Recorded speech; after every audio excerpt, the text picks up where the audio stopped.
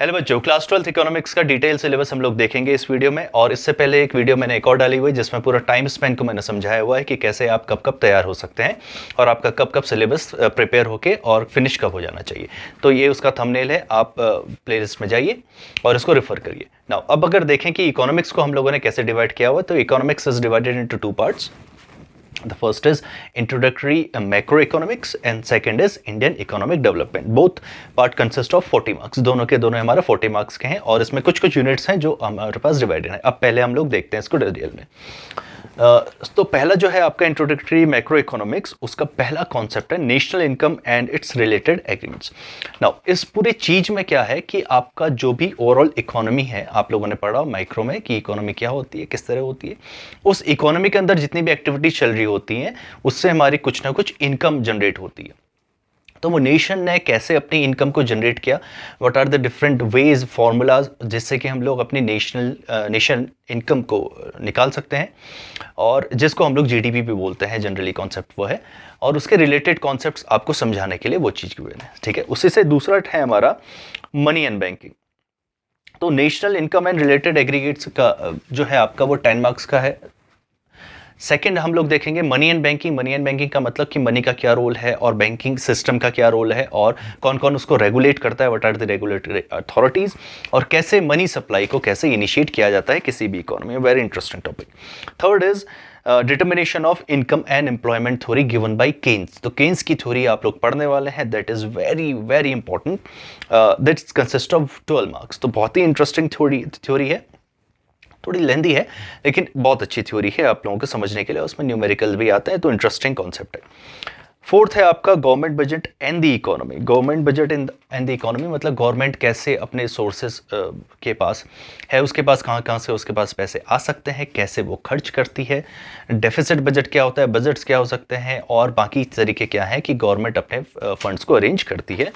This consist of 6 marks and the last is balance of payment. ये भी आपका 6 mark का है। बहुत ही इंटरेस्टिंग कॉन्सेप्ट के साथ आप लोगों को ये पढ़ना है कि आपको कभी भी बोरियत नहीं होगी इस पूरे के पूरे इंट्रोडक्टरी मैक्रो इकोनॉमिक्स। अब देखते हैं कि दूसरा पार्ट है, that is Indian economic development. इस पार्ट में बच्चों की शिकायत हमेशा आती है कि ये थोड़ा बोरिंग है, स्टैटिक कॉन्सेप्ट्स हैं, पुराने हैं और हम लोगों को कुछ नया देखने को नहीं मिलता है, पुरानी थ्योरीज पढ़नी है। लेकिन इतना इंटरेस्टिंग टॉपिक है कि आप इसको जब सीखेंगे, जब आप लेक्चर्स देखेंगे, तो आपको कभी भी नहीं लगेगा कि हम लोग कोई पुरानी हिस्ट्री जैसे पढ़ रहे हैं।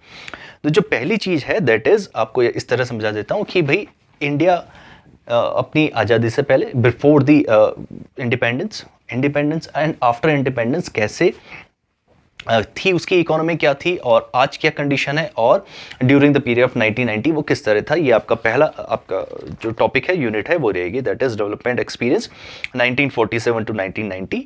फिर हम देखेंगे कि new economic policy, that is liberalisation, privatisation and globalisation जैसे इंट्रोड्यूस हुआ, तो वहाँ पर को 12 मार्क्स की हमारी थोड़ी बहुत ही इंटरेस्टिंग है।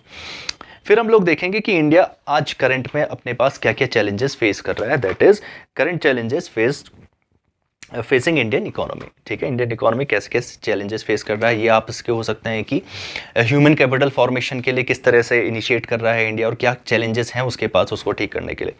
रूरल डेवलपमेंट क्या है, ठीक है, ये भी है हमारे पास। Economic development and sustainable economic development क्या होता है, इसका पूरा कॉन्सेप्ट, और कैसे इंडिया से स्ट्रगल करके आज डेवलपिंग से डेवलप्ड की तरफ जा रहा है। ठीक है, these are the topics very interesting.